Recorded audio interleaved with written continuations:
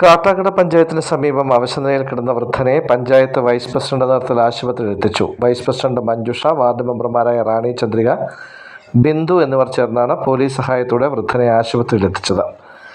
കാട്ടാക്കട സ്റ്റേഷനിൽ നിന്നുള്ള പോലീസ് ഉദ്യോഗസ്ഥരെത്തി പ്രവാസി ആംബുലൻസിനെ വിളിക്കുകയും ഇതിൽ കയറ്റി മെഡിക്കൽ കോളേജ് ആശുപത്രിയിൽ എത്തിക്കുകയുമായിരുന്നു. 2 ദിവസമായി വൃദ്ധൻ കാട്ടാക്കട പരിസരത്തുണ്ട്. ആരാണെന്നോ എവിടെ നിന്ന് വന്നുവെന്നോ വ്യക്തമല്ല. ഇദ്ദേഹത്തെ എവിടുന്ന് മാറ്റാനുള്ള സാധ്യത എന്താണ്? മാറ്റിയത് ഈ സ്റ്റുഡിയോയുടെ ഫ്രണ്ടിൽ വൈകിട്ട് 8 മണിക്കുണ്ടായിരുന്നു. പക്ഷേ അപ്പോൾ ഞങ്ങൾ വിചാരിച്ച് തിരിച്ച് കിടക്കുകയാണെന്ന് കരുതിയത്. എന്നിട്ട് ഞങ്ങൾ വന്നിട്ട് ഏതായാലും വഴിയാണ്. അപ്പോൾ തന്നെ ഞാൻ പോലീസ് സ്റ്റേഷനെ അറിയിച്ചു.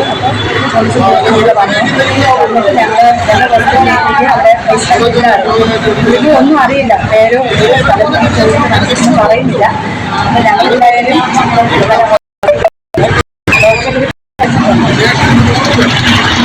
ചെറിയ ചൂടുണ്ട്.